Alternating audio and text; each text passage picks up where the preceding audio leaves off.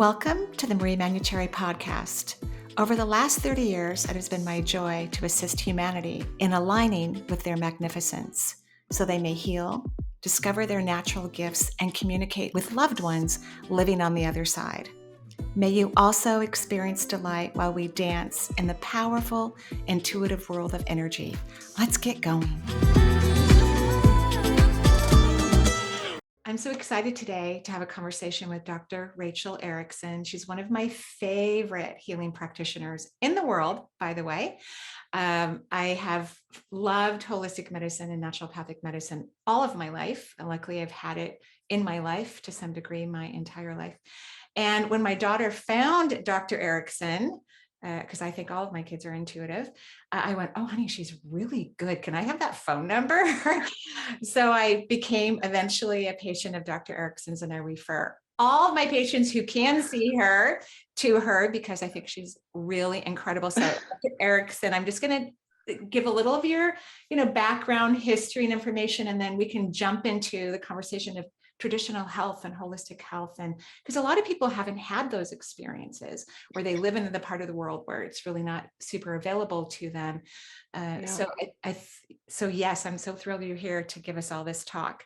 So Dr. Erickson graduated from Bastyr University. For those of you who don't know what it is, it's in Washington State. It is considered a premier naturopathic university. You graduated in 2008 when I think it was at its highest functioning wellness. It was just man, oh man. You would agree? Yeah, absolutely. Yeah. And now there's other universities that are popping up around the country, which is also fantastic. It's still here, 20 minutes from my house at the most. You have your doctorate degree in naturopathic medicine. You are a licensed and practicing naturopath. You work in your own clinic, the Alder Grove Healing Arts Center in Wallingford, which is a 45-minute drive for me. And you did your undergrad at the University of Washington, amazing university. And you did it in biochemistry and botany, which is really amazing. Botany is how smart are you? You're so smart. And you really, really love human physiology, which in my opinion is what medicine should be based on, is the physiology. It's unique and different for every person, and it's rich and powerful. And it's not one size fits all. Everyone's kind of different, right? Yeah.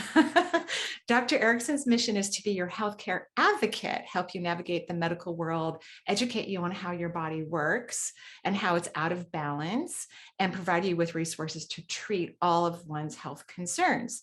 And also provide options, conventional and non-conventional, which is one of the things I also love about you. We have to embrace all forms of medicine because we never know exactly what's going to work. And it doesn't really matter as long as it works, right? You say your specialty is being your go-to person for any ailment and to help you understand all the resources, botanicals and medicine practitioners and services you need to find your health again, which is amazing. You have done that for me. You've done tons of research for me, which is lovely. The amazing thing about medicine, I'm quoting you, is that it is not just the physiology and biology that matters. That isn't the totality of a human being. The heart and soul of every patient I see tells me as much about their ailments and struggles as their answers hidden in their bodies. Such a beautiful thing. It's not a pill, it's not a quick fix. And I work as a detective, guide, and ally alongside each of you to discover what is blocking your way to the fullest chance at healing and balance.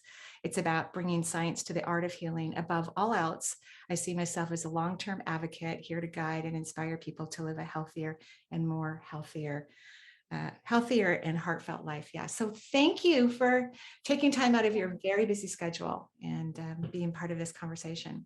Absolutely. So what attracted you to traditional medicine initially?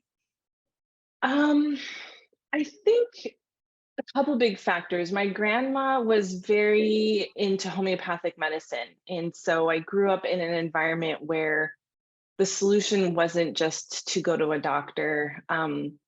And I had an uncle who was an acupuncturist. But I think those were maybe background noises until I saw a naturopath myself when I was about 20 years old. And at that point, I was in the middle of my botany, Bachelor of Science in Botany degree. And I saw her once and immediately knew that this is what I want to do. And it was so just like this fire. So then I figured out, what classes I needed to make sure to have so that I was all set to start grad school like 2 years later. Yeah, and I just jumped right on. I took a gap year and then I went straight to Bastyr and did it in 4 years. And yeah, I graduated at the very young age of 27.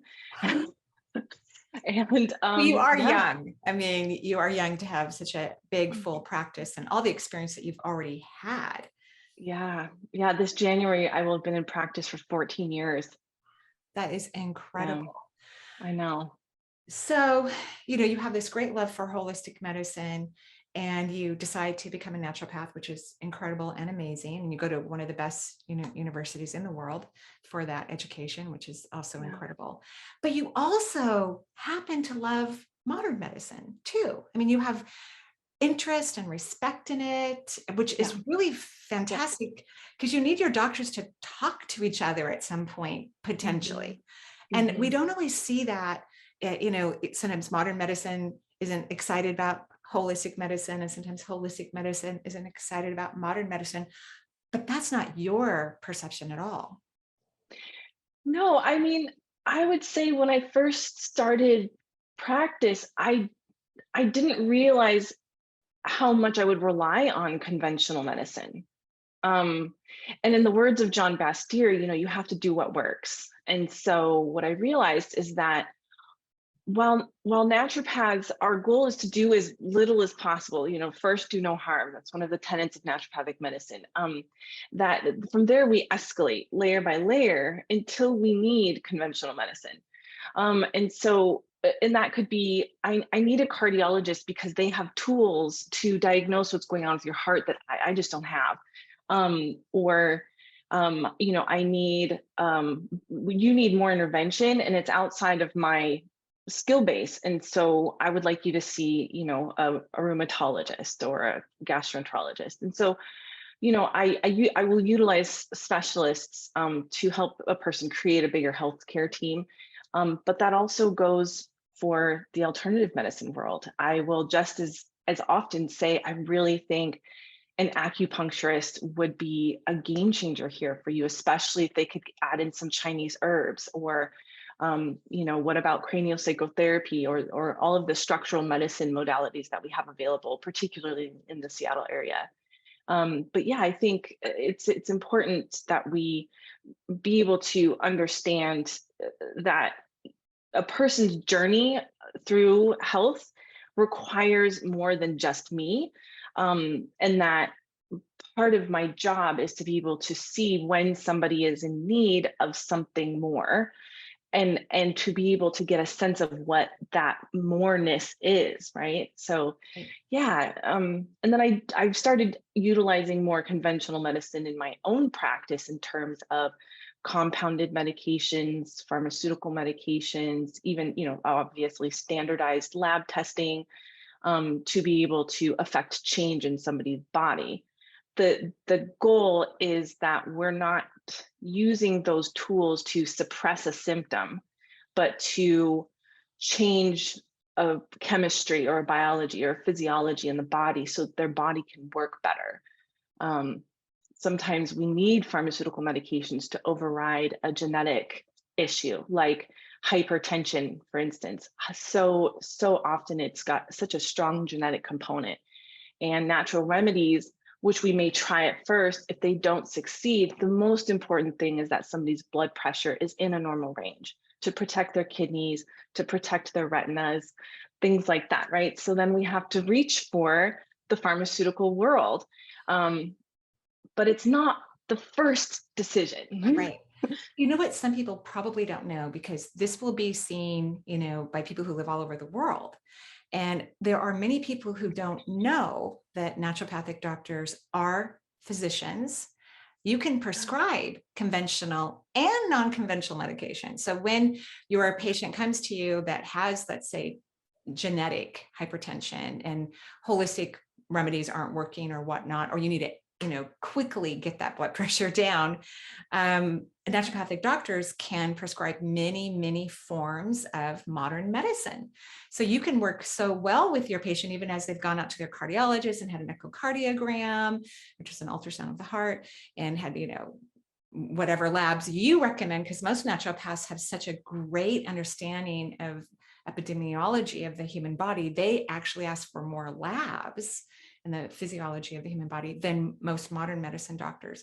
So you would be running your own labs, and the cardiologist would be running those labs. And then let's say if for some reason someone does need a conventional medicine that you can prescribe, then also you can keep a close monitor of them. And perhaps at some point, if their immune system enhances or their levels become normal in other parts of their body, they might be able to go to a holistic form, which you can also prescribe. I think that's the other thing that I do a lot, which is people come in with a list of medications and I help wean them off. But because I have the education and even post Bastyr education into pharmacology, I understand how to do that. And because I have those prescribing powers, I can also then have the licensure to help get people off of medications, which is really fun. Really fun. Yeah. Because even though it's so wonderful to have the gamut of traditional, and we call it traditional medicine because it was the beginning of medicine. Holistic medicine was the first medicine.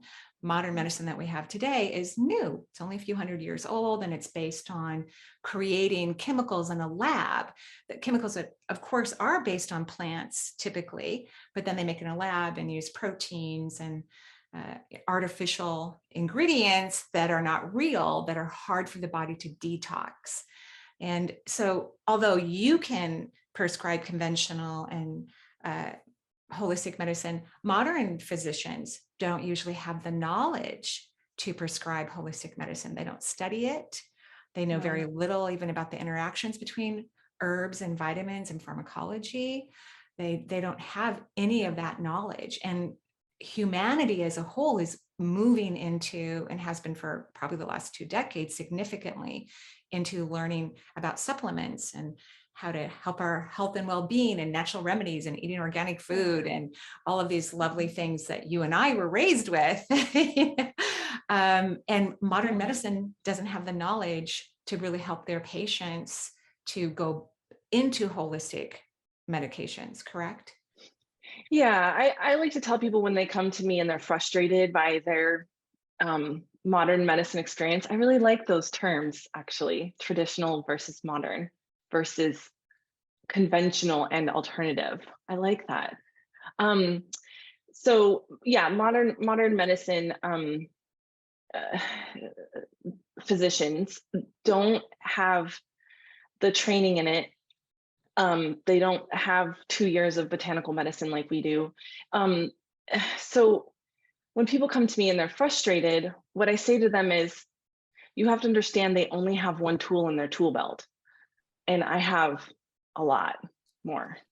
And so that makes a big difference for them not getting blown off. Because when doctors look at them puzzled, they say that you're everything's fine.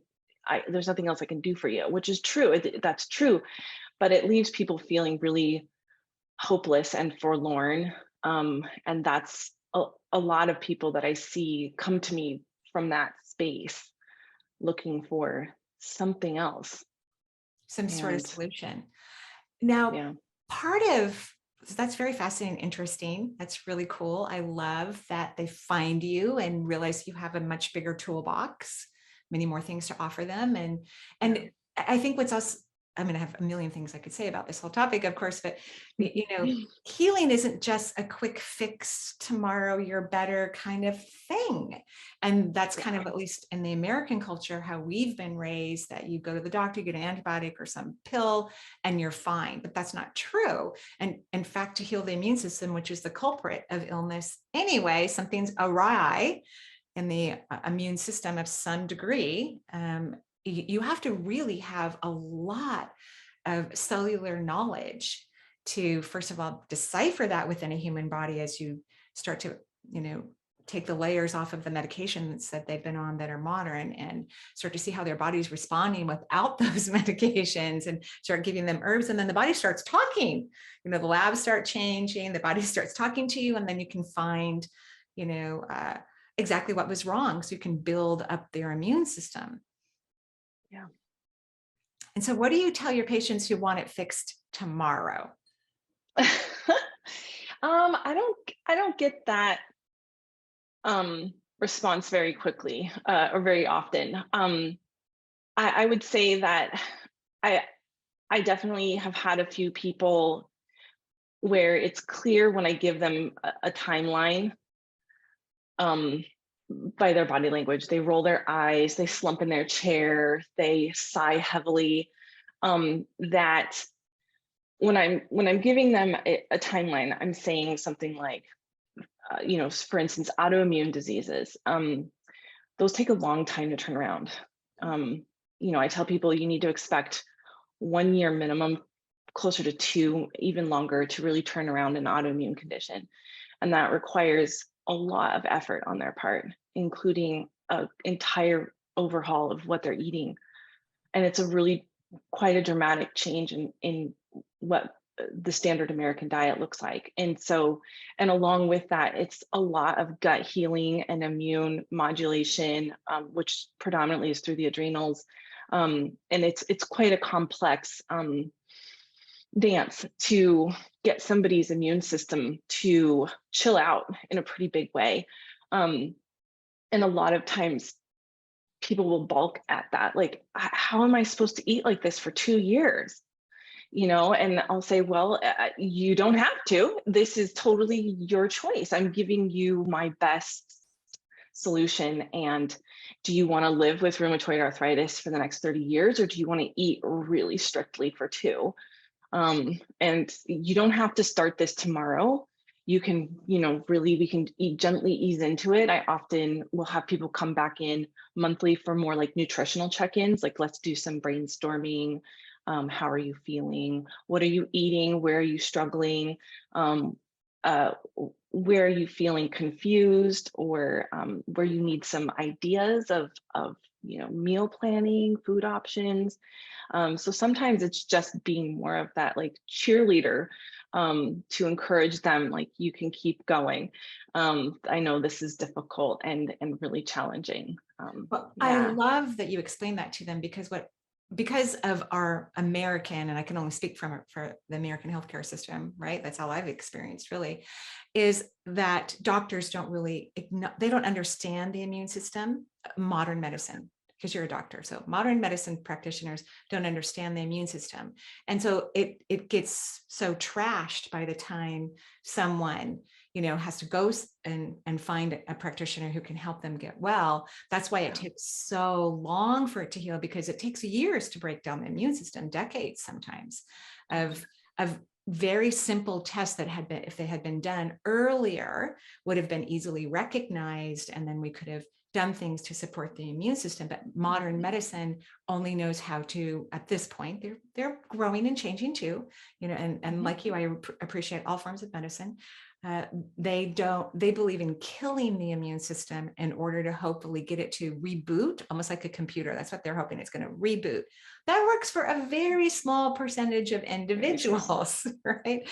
Most people, you have to feed their immune system. It has to grow and be nurtured and cared for. And it's like the plankton in the ocean. It's very delicate. And once it starts to be disrupted, it takes a while to build it back. Yeah. What's going on in the gut in particular plays a huge and vital role in immune regulation. The immune system is really strongly regulated by, and I would call it like how it builds its tolerance is by the abundance and diversity of your gut flora. The more abundance and diversity you have, the more your immune system recognizes a plethora of different molecules and living beings as normal. And that really helps to calm that immune system down. And then the other really big piece that I actually didn't learn until I was well into practice is the role of the adrenals and cortisol in regulating immune function. And that dysregulated adrenal function, either overactive, all of our caffeine drinkers, I know you're out there, and all of our, extremely deficient adrenal function folks also have a very dysregulated immune system. Cortisol plays a huge role in the regulatory pathways of the immune system. And yet rheumatologists don't ever touch on this. Infectious disease specialists don't touch on this. So this is that more, really how interconnected everything is in our bodies, which is, why I'm so passionate, particularly about being a primary care physician, is that, the thought of not addressing the totality of the human form, whatever somebody walks in with, feels contrary to what I was taught in school in terms of how connected everything is. It's really an important understanding to make. I love what you just said when you brought up cortisol levels, because in modern medicine, they wait until you're practically at death's door with elevated cortisol levels before they even consider that it's a problem or that it needs to be addressed or looked at. So we have probably millions and millions and millions of people throughout the United States, but probably throughout the world, who run on very high cortisol levels, which are extremely unhealthy for their body and affect all of their hormones in their physical form, by the way. Like sometimes when I'm working on a client, I'm like, your hormones are really off. I sometimes don't know which one it is, but I just keep hearing hormones, hormones, hormones. So of course I refer them, if they're local, to you, and we'll talk about, what that could look like for other people who don't live here in Washington State, or ask them to see a naturopath to have all their hormones checked out, because I sometimes can't see, because the conversation is so complex and out of balance and the hormones are just screaming at me. Many times it is, if I'm working with women, it is their reproductive hormones, but many times I couldn't see it was the cortisol level, when they go in to get it checked and their cortisol level is off the charts. Like they are so close to modern medicine's intervention, which we don't want people to get to that place. Yeah. I talk about that a lot with patients in terms of, modern medicine looks at it in terms of, Cushing's or Addison's, basically the two very extremes of adrenal function or dysfunction, hyperfunction or underfunction. And that's typically involving the brain. And what I tell people is like, there's the whole gray area between, the overacting adrenals and the completely dead adrenals. And that is what I call adrenal insufficiency. I don't really like the term adrenal fatigue. I think that the adrenal glands are a very responsive organ to the information that they're receiving. And they're a little workhorse. But if they don't have the nutrients that they need, or if the signaling is messed up between the brain and the adrenals, then they're not going to be able to function in an optimal way. But they're still not pathological in these extreme bell curve places of Addison's and Cushing's.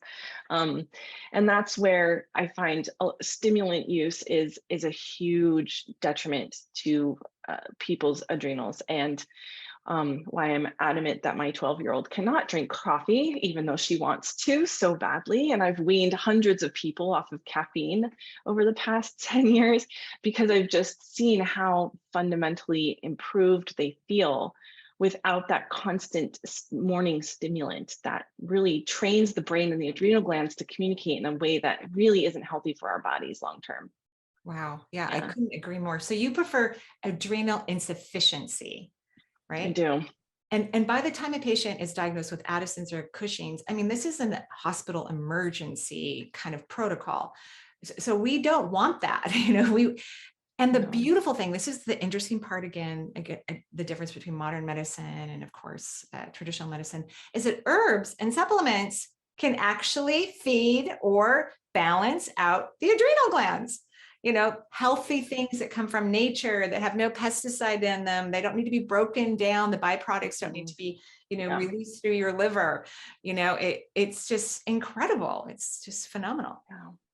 Yeah, it's interesting. I would say, in terms of herbal medicine, the endocrine system is so responsive to herbs in particular. The ovaries, the adrenals, the thyroid, they love herbs. We can create so much change. And it's often, I mean, I never do herbs without nutrients, right? Because we can help the body communicate better with herbs. We can modulate activity with herbs, but if those organs or endocrine systems don't have the nutrients that they need to do their job, then it's all for nothing. So it's always in concert with, changes in diet and what I call supraphysiologic dosing of vitamins, minerals, amino acids, things like that, so that their bodies just are saturated for a period of time so that everything can just soak it up, like a plant that's just dry and you just put it in the bucket of water for 12 hours so that everything just gets saturated. That's what I try to do with nutrients, is do those higher doses for periods of time so their bodies can really drink I it all up. I love what you just said, because because sometimes some people can't absorb a lot of supplements if their intestinal tract is not very healthy, right? Yeah. And so if you're high dosing them on nutrients, which they have to eat, humanity has to eat food, Mhm. regular food throughout the day just to survive, and ride your bike or drive your car, or answer your email. You have to have beautiful, nutrients. I think that's amazing. What a great idea. I love this idea of just super, infusing nutrients into the body. Love, love, love like that. And of course, giving them the supplements that they can handle, that their body can take in and let it work with those nutrients that Yeah. can help push it further into their system and allow for their immune system to kick in. Because the human body is actually, there's nothing wrong with it. It's super smart. It's very intelligent. It knows how to Mhm. heal. It loves to be Mhm. healthy. It's just that we have forgotten what it really looks like. Yeah, I think we've forgotten what the lifestyle feels like. And I think that's somewhat driven by our culture, 40-hour plus work weeks. How are you supposed to have self-care practices and cook a meal and take care of your kids, let alone spend time with them and get all of your errands done if you're working 40 hours a week? I think there's a big part of what I see is that people don't have the time that they need to be able to think about what that care and food and exercise regimen looks like for them that's healthy. Wow. I agree. I think that's why, even though I wish no one any ill health, why I liked the after effects of the pandemic, that more and more people work from home, because you Yeah. can walk into the kitchen with your slippers and even just make a sandwich on some organic bread and non-processed food, and maybe walk Hmm. your dog for 15 minutes, where you can't Hmm. do that when Yeah. you have to drive an hour into the office and wear clothes you don't really feel comfortable in, and maybe have conversations with people you're not really enjoying, and then get Yeah. back in the car and then you're exhausted, you have to go to sleep to rebuild your energy system to go do it all over again. Hmm. So have you noticed with your patients that those who have been able to transition to working from home, have you noticed any changes with that paradigm? um I would say that the pandemic brought a lot of anxiety and depression to my patients. And then, especially in that first year, the isolation was extremely challenging, and was really very negatively impacted pretty much all of our health. I would say once everything started opening back up and movement and social activity, et cetera, was more available, and people still had job flexibility with working from home, there was a deeper sense of relaxation that I've seen in my patient population, where they do have time to tend to some things in little breaks during their day, like getting their laundry put in the washer over their lunch break, walking their dogs. I walk my dogs every Thursday and Friday when I'm working from home on my lunch break, as long as it's not pouring Seattle rain. Things like that. Being able to not have that commute gave them an extra 30 to 60 minutes or more a day of time to be able to cook a meal, or get some exercise. And so I think that the time component has definitely positively impacted people. I think the working from home component has significantly reduced people's work stress, Wow. mostly. I Yeah. agree. I really agree. I guess I didn't have that sadness, depression. I can think of one of my son-in-laws maybe did, because he's going back into the office. He looks very happy, where his wife is still working from home and she's exhausted now because she doesn't have his help, but he looks really happy. So yeah, there's a bunch of people who need that socialization and get out of the house and just be out and around other people, even if it's just a couple days a week, if it's not, 7 days a week. All right. So I want to, bring in this whole aspect. So naturopathic physicians are very, very educated. I think that that's something we need to have a little bit of conversation about, that because there are many people who've never experienced a naturopath. We have, I think, 27 states where naturopaths are licensed practitioners in the United States. Obviously, Washington State is one of them.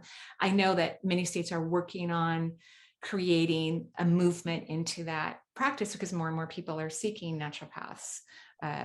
Right. So maybe you could just describe a little bit of what you think was the fundamental difference in your education versus a modern medicine physician. Yeah, I actually I had a friend who was in medical school while I was in naturopathic medical school. I would say initially it's very similar. Biochemistry, physiology, anatomy, cadaver dissection, all of that. The first and second year were almost the same. And then all of the ologies, cardiology, pulmonology, gastroenterology, we had all of those classes. Where we really started to diverge was in our third and fourth years, where he had, I think, a year or 2 years of pharmacology and 1/4 of nutrition. I had 2 years of botanical medicine and 1 year or 2 years of nutrition, and 1/4 of pharmacology. Which honestly, I think needs to be more. I think we need a solid full year or 2 years of pharmacology. I had to do most of that education outside of Bastyr. But yeah, so I would say, and then we got to take classes like traditional Chinese medicine to get a sense of what is that about, and lots of physical medicine classes were elective options. Like we are allowed to do chiropractic manual manipulation. I did a year of craniosacral therapy.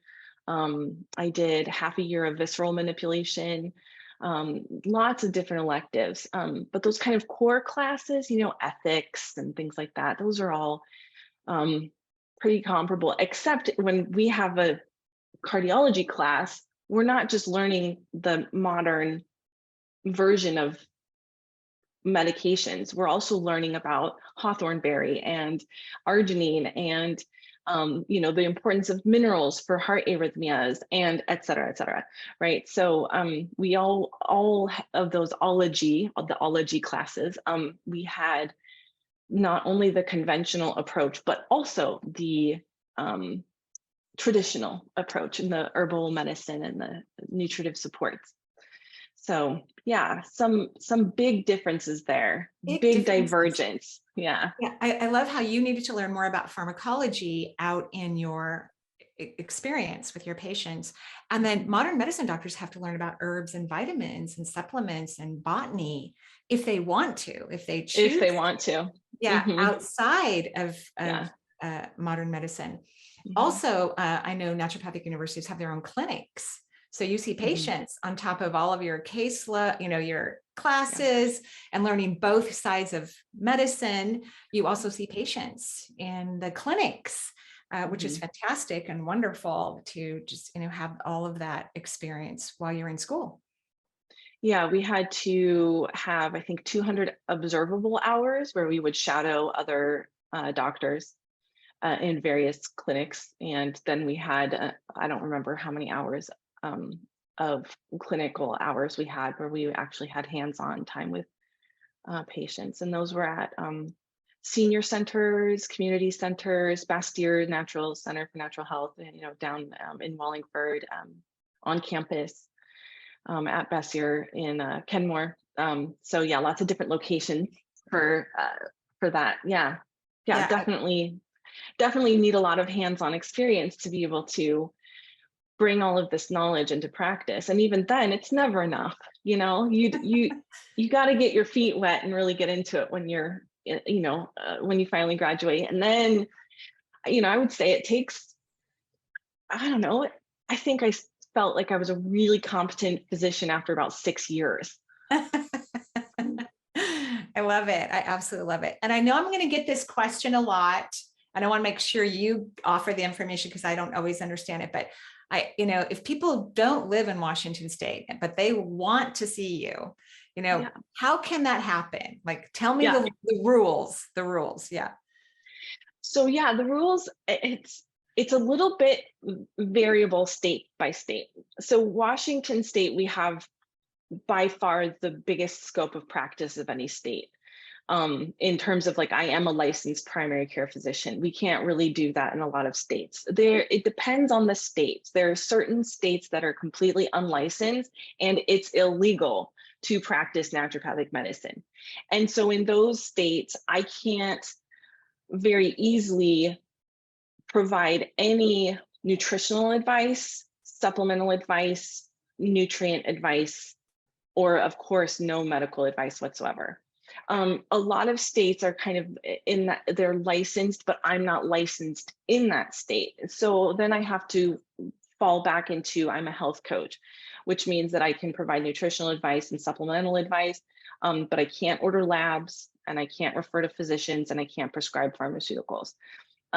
So for my out-of-state patients, which I have a lot, I make a note, this is health consult only. And the basic outline is I explain, I'm going to cite research and give you, let's say, I really think they need to take HPA Adapt, your favorite supplement. It really is my favorite supplement. And I was so happy when I met you because you also really I love it. love that supplement. Yeah. Mhm. Yeah, so let's say I think they need some sort of adrenal support to modulate their cortisol production. So instead of spikes, they have rolling hills. The brain and the adrenals are communicating better. And so I can absolutely advise them. I really believe that you need to wean off of caffeine, and here's how I would recommend doing it. And then I can say something like, the herbs in HPA Adapt, studies show, are effective adrenal modulators. So the typical dose for adrenal modulation is 2 capsules a day or twice a day. And then that way I can write that out and I can document that without crossing a line of, I'm telling you to take it. So I just have to be careful with my wording. And then, for instance, if I think they need lab work done, I make them a list. I say, here's what I would like you to ask your primary care physician to order and see how amenable they are. And if they're not, maybe you could find somebody for a second opinion. And most of the time, I would say 90% of the time, the doctors are like, sure, I'll order those labs. And then I can look at them and I can explain what it means. I just can't offer advice based on them. And then when it comes to, I think you really need to see a gastroenterologist. I can certainly say, I can ask, when was your last colonoscopy? Have you had a checkup? I really do think that a colonoscopy would be important here, or I think you should see a gastroenterologist for, more diagnostics. I just can't write the referral, but I can certainly advise, that it would be best for you to see a medical doctor of this variety. I think that would be a good resource for you. You just So I made me work so around it. happy. You made me so happy because I know you can help so many people, and maybe people who are, watching this recording, if they live in a state where it's illegal, perhaps they can work on changing that in their state, because everybody needs to have as many options as possible when it comes to healing their body, because sometimes modern medicine doesn't actually work for certain people. I think you'll probably know what I'm talking about. I can't remember, but I think it was called Lorenzo's oil, where we had, children in the United States who had terrible seizure activities and no medications would touch it. And many kids died actually from the seizure activity. And it was the Mayo Clinic that actually came out with a diet high in oils that actually stop this type of seizure activity. So, food is really the best medicine on the world, but not very many people eat healthy, and processed food is not really food. In my opinion, it's not food, it's chemicals. And your body can only have so many chemicals in it before it starts to have a reaction potentially, right? So I'm just elated and delighted that so many people can reach out to you and find ways to,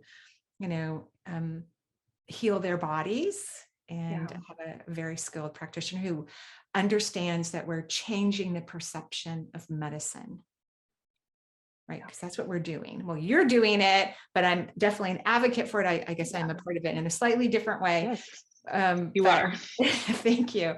But I love how your knowledge and your expertise and your love of humanity and health and medicine and healing, that you bring all these beautiful skills to the world. And I just can't thank you enough for everything you do for all of us.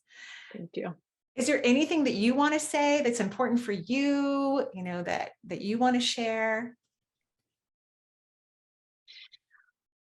I think I've been thinking about this a lot. Like I'm really fortunate in that I'm absolutely in love with what I do. Like I feel so blessed to just have this opportunity to provide a sounding board for people who are really struggling. And I think honestly, half of what I do is I just get curious and I really, really listen. And I think that's what so many people are missing. They see one person and they're like, I don't know what's wrong with you.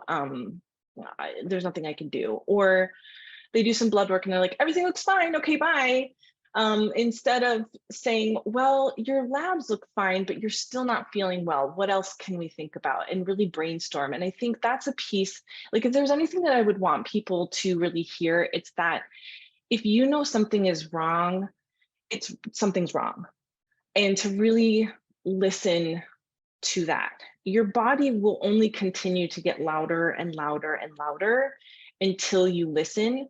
So even if you feel like you're not getting what you need or the answers that elucidate something, that give you that feeling of relief of like, oh, that explains so much, that feeling. If you're not getting that, then keep digging. Like don't let a modern or traditional doctor tell you that there's nothing wrong when you know something's wrong. Or don't give up on yourself just because they don't have the time or the energy to spend digging deeper or the resources. I think one of the things that makes me unique and why I think people adore me isn't because I'm this amazing physician. It's because I really, really listen and I keep digging. I will keep digging. I don't just say, well, I can't figure it out. I don't think I can help you. I never say that. I will always be willing to come back to the drawing board and wipe the slate clean and say, okay, well, let's go through it again. What have we done? What have you tried? What are your symptoms? What are we missing? Who else can we talk to? Who can I talk to? What research can I do? And I think that's the piece that I just really want people to know, is that everybody deserves that. And a lot of physicians are really tired and they're overworked and they don't have the mental capacity. And that's not your fault. And that doesn't mean that you don't deserve to find out the answers. I just love everything that you said. I think it's so important for us to realize that, there are always answers and solutions. They exist. Yeah. They absolutely exist. And maybe one of the reasons why it's hard for a modern medicine doctor to see that something is wrong, because they actually don't look deep enough. Traditional medicine goes very unique in their labs. Like modern medicine doctors have never heard of some of the labs that traditional physicians actually request when they're ordering labs for their patients. They've never heard of them. And so you get really deep into the physiology of what's going on in that unique person. So we're very blessed to have you on the planet, Dr. Erickson. Thank you. We really are. Thank And you. I think you're helping to change the perception of what medicine means. And it should be joyful. Whatever we do in the world, it should be joyful. We should feel that it's a blessed, if we're going to work or have a hobby or whatever. Those are actually, I know they're unusual, but those are normal. Everything you just said is normal. People should feel joy in what they do throughout the day, and they should feel blessed to do it. And everybody has a calling. Everybody has something that would inspire them and get them motivated, and their talents would emerge. But thank you for being such a great role model and advocate for humanity's health and well-being. I appreciate you enormously, and thank you for spending so much time with me today. Thank you for interviewing me. That was really fun. It's great. Thank you. Yeah.